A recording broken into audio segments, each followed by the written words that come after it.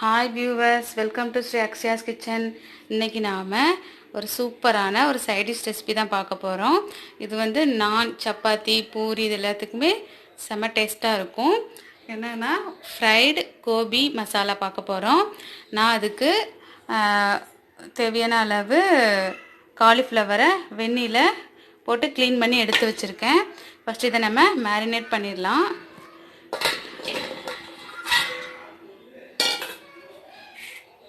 இது கூட 1 table spoon மல்லித்தூள், 1 டேபிள் ஸ்பூன் மிளகாய்த்தூள், 2 டேபிள் ஸ்பூன் கார்ன்ஃப்ளவர் சோள மாவு, 1 டீஸ்பூன் மஞ்சள் தூள்.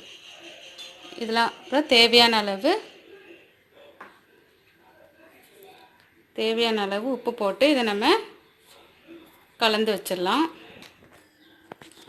எல்லா மசாலாவும் போட்டு தண்ணி விடாமல் இந்த மாதிரி நல்லா கலந்து வச்சாச்சு. இது ஒரு 10 நிமிஷம் அப்படியே இருக்கட்டும்.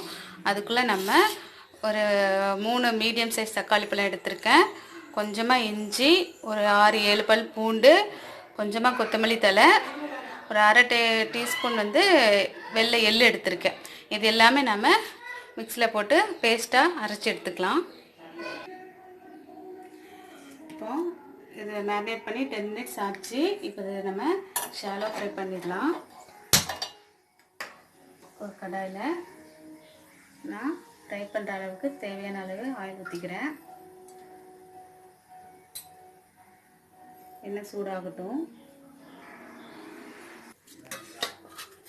இப்போ எண்ணெய் காஞ்சிடுச்சு. நம்ம இதை போட்டு ஷாலோ ஃப்ரை பண்ணிக்கலாம்.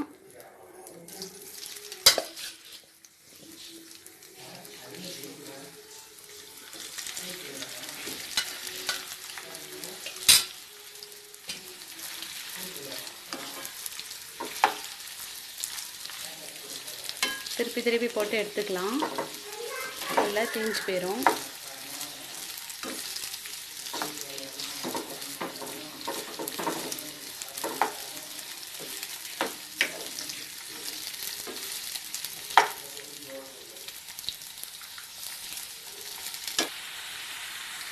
இப்போ ஷாலோ ஃப்ரை பண்ணியாச்சு. இப்போ இதை எடுத்துடலாம்.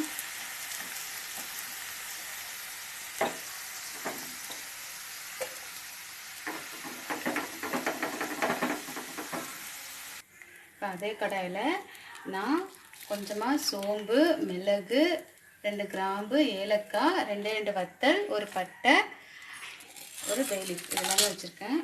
இதை போட்டு பட்டை பொரிச்சிக்கலாம்.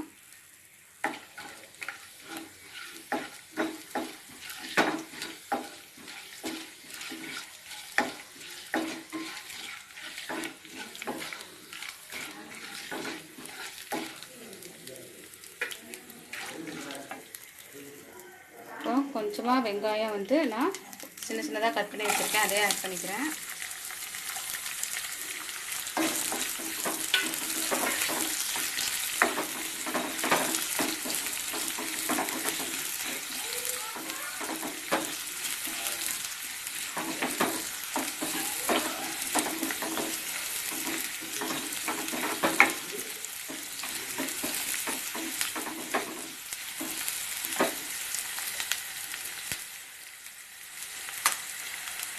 அதில் ஒரு அரை டீஸ்பூன் போல் இஞ்சி பூண்டு பேஸ்ட் ஆட் பண்ணிக்கிறேன்.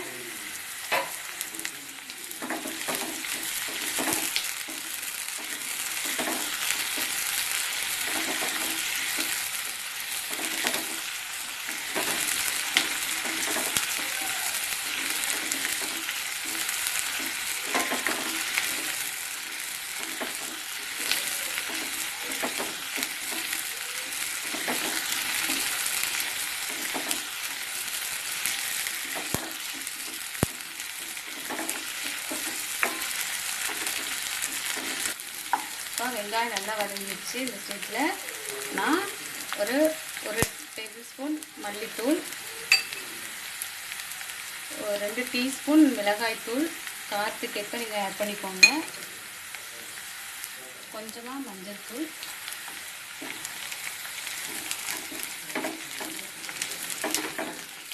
லைட்டாக நம்ம ஃப்ரை பண்ணிக்கலாம். இப்போ இதில் நான் அரைச்சி வச்சுருக்க பேஸ்ட் ஆட் பண்ணிக்கிறேன்.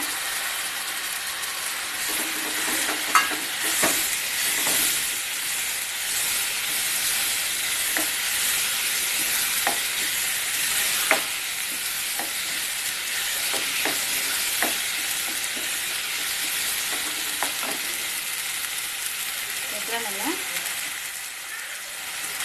இப்போ இதில் தேவையான அளவு உப்பு போட்டுக்கலாம். ஆல்ரெடி நம்ம காலிஃப்ளவரில் ஆட் பண்ணியிருக்கோம். ஸோ நம்ம கம்மியாகவே ஆட் பண்ணிக்கலாம்.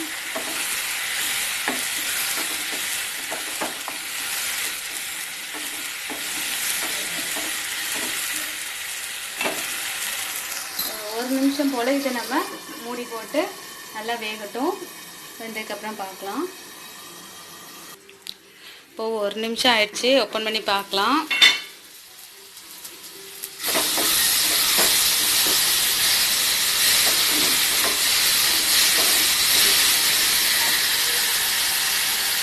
பாருங்கள், நல்லா வெந்துச்சு. நம்ம அரைச்சி போட்ட தக்காளி அந்த பேஸ்ட் எல்லாமே பச்சை வாசனை போய் ரெடி ஆயிடுச்சு. இப்போ நம்ம இந்த ஸ்டேஜில் ஃப்ரை பண்ணி வச்சுருக்க காலிஃப்ளவர் ஆட் பண்ணிடலாம்.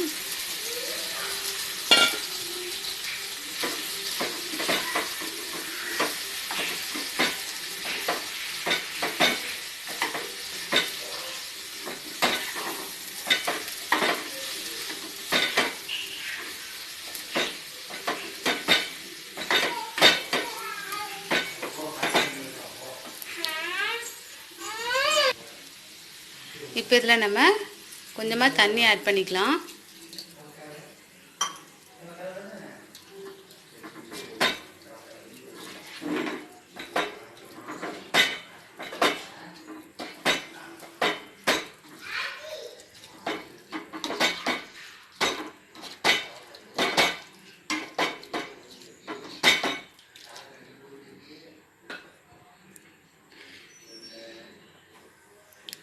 இப்போ மூடி போட்டு ஒரு 10 நிமிஷம் அப்படியே வைக்கலாம். அப்புறம் பார்க்கலாம். இப்போ நல்லா இது கொதிச்சிட்ருக்கு. இந்த ஸ்டேஜில் நம்ம 1 டீஸ்பூன் கரம் மசாலா ஆட் பண்ணிக்கலாம். இப்போ வந்து கரம் மசாலா லாஸ்ட்டில் ஆட் பண்ணாதான் நல்ல சூப்பராக இருக்கும், நல்ல மணமாகவும் இருக்கும். அதுதான் நம்ம கரம் மசாலாவை லாஸ்ட்டாக ஆட் பண்ணியிருக்கோம். இன்னும் 2 நிமிஷம் கொதிக்கட்டும், அப்புறம் பார்க்கலாம். 2 நிமிஷம் ஆயிடுச்சு. இப்போ நம்ம ஓப்பன் பண்ணி பார்க்கலாம். பாருங்கள், அதில் எண்ணெய்லாம் மேலே நல்லா பிரிஞ்சு வந்து நம்மளோட கிரேவி சூப்பராக ரெடி ஆயிடுச்சு. இப்போ நம்ம கொத்தமல்லி ஆட் பண்ணிக்கலாம்.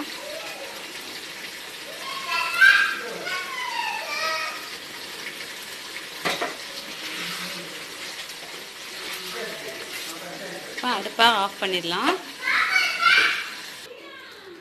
இப்போ நம்மளோட கிரேவி ரெடி ஆயிடுச்சு.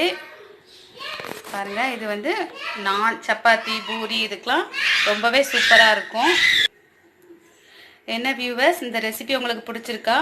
நீங்களும் இதேமாரி உங்கள் வீட்டில் ட்ரை பண்ணி பாருங்கள். மறக்காமல் கமெண்ட் பண்ணுங்கள், ஷேர் அண்டு சப்ஸ்கிரைப் பண்ணுங்கள். தேங்க்யூ. நெக்ஸ்ட் வீடியோவில் பார்க்கலாம்.